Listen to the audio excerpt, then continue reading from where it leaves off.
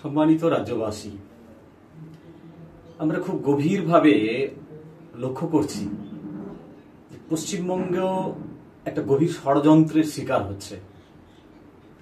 বিশেষ করে বিজেপি বাংলায় একটা ঘৃণ্য রাজনীতির মধ্য দিয়ে রাজনৈতিক পালাবদলের প্রচেষ্টা চালিয়ে যাচ্ছে। যে আরজিকর কাণ্ড নিয়ে তারা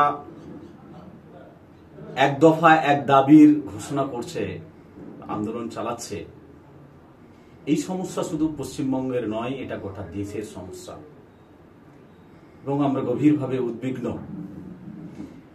আমরা শোকাহত, আমরা মর্মাহত যে এই ধরনের ঘটনাগুলো আমাদের দেশে ঘটে চলছে।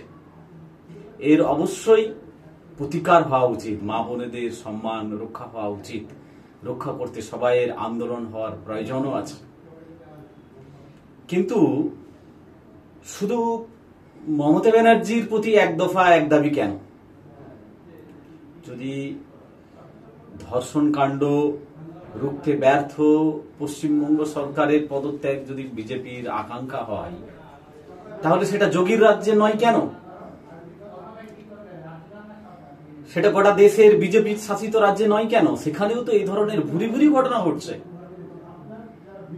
এবং এই যে দল যে ষড়যন্ত্র করছে, এই যে একটা পার্টি, এরা তো সেই পার্টি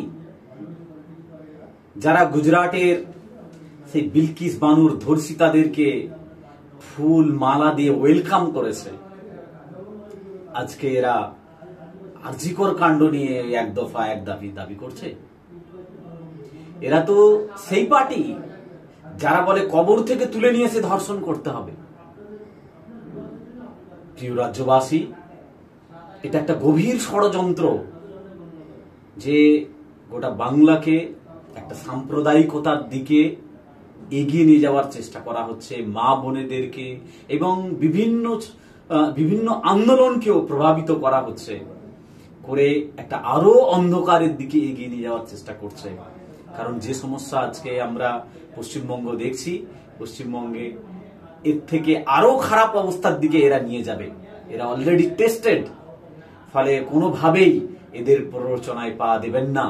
এদের এক দফা এক দাবি, এক দফা বা নবান্ন অভিযান ইত্যাদি নামে এরা যা করছে সেটাকে দিকে দিকে ব্যর্থ করা উচিত, ব্যর্থ করতে হবে, না হলে বাংলা কিন্তু খুব কঠিন, খুব খারাপ দিকে চলে যাবে বলে মনে হচ্ছে। তাই আসুন এই বিজেপি এবং আরএসএস এর ঘৃণ্য রাজনীতির প্রতিবাদ করি, পাশাপাশি বাংলার আরজিকর কাণ্ড সহ যত মা বোনেদের সম্মানহানি হয়েছে তাদের প্রত্যেকের সুবিচারের দাবিতে আমরা সোচ্চার হই, প্রকৃত সমাধান আমরা বের করার চেষ্টা করি।